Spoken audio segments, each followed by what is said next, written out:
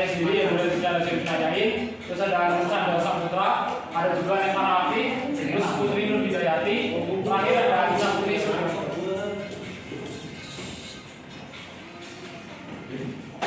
Oke, pertama dari tugasnya pertama kan ada MBKM, yaitu Merdeka Belajar Kampus Merdeka. Jadi ini kan udah mulai diterapin di semester kita ya.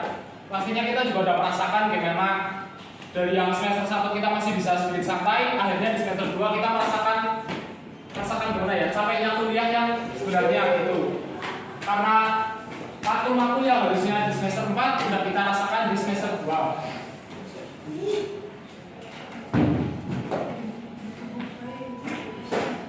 Oke, yang pertama ada implementasi, terdapat 4 hambatan dalam penerapannya, yaitu penyesuaian kurikulum.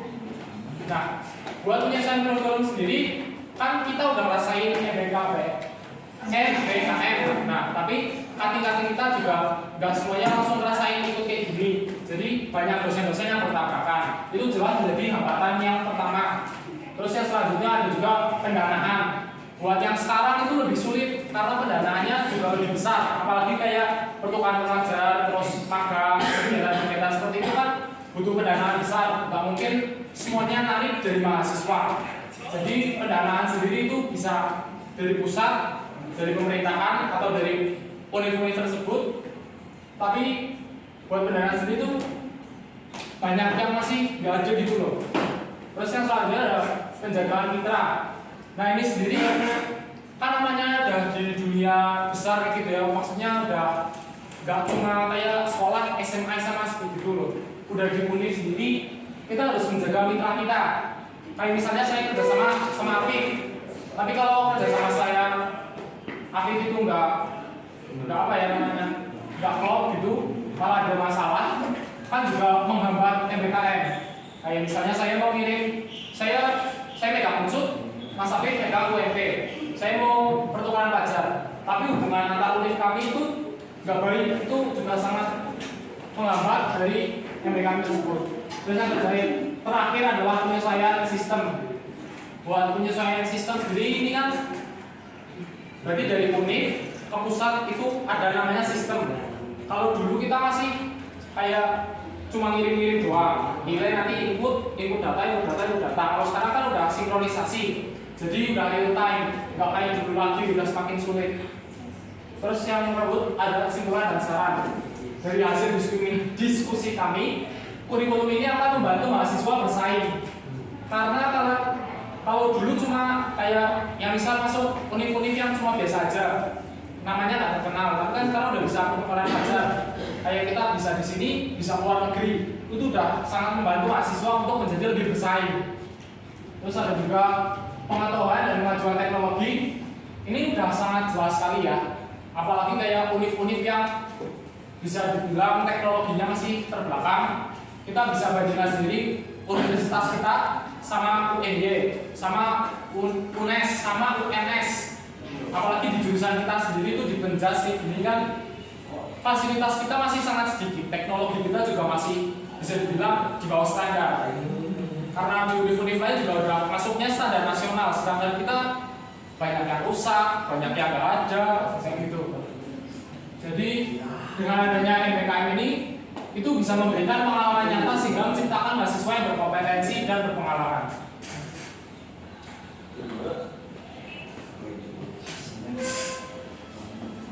Oke, yang kedua ada hubungan Ronaldo pindah ke Liga Arab. Dari segi ekonomi, peningkatan ekonomi di Asia lebih pesat dan pertandingan Liga Arab akan lebih ramai dari sebelumnya. Kemudian dari segi pendidikan, kurikulum di Asia baik di dunia sepak bola maupun pendidikan dapat berubah karena Ronaldo, karena riwayat pendidikan Ronaldo. Yang ketiga dari segi politik, kekuasaan pemerintah Arab semakin terpandang karena ada pemain top sepak bola dunia. Yang keempat dari segi agama dan kebudayaan, budaya olahraga sepak bola semakin digemari. Budaya Eropa yang dibawa oleh Ronaldo juga akan diikuti oleh pengembangnya di Asia. Sekian dari kami, apakah ada yang ditanyakan? Ya Mas Ahmad. Nah, terima kasih. Ya. Perubahan positif apa yang tampak nyata dari mahasiswa peserta didik selama menerapkan kurikulum PPKM? Perubahan positif. Kalau perubahan positif sendiri di Unsur sudah ada buktinya, Mas. Kayak kating kita yang di Bunda sendiri ada yang sudah melakukan pertukaran pelajar itu ke Jepang, ada juga yang dari pertanian. Saya lupa namanya siapa, tapi udah pertukaran pelajar ke Jepang.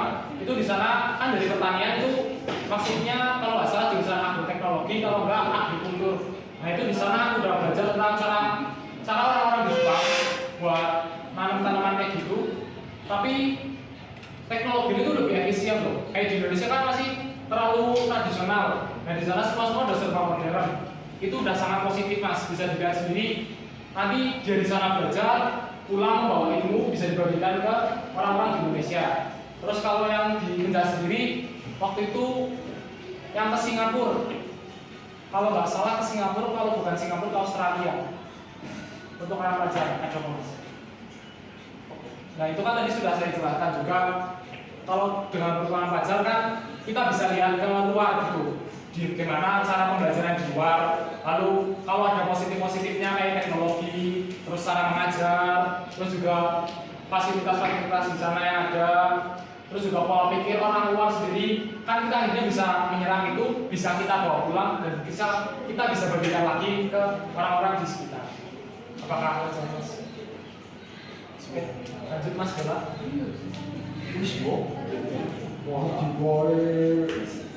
Sekian, terima kasih dari kelompok kami. Wassalamualaikum.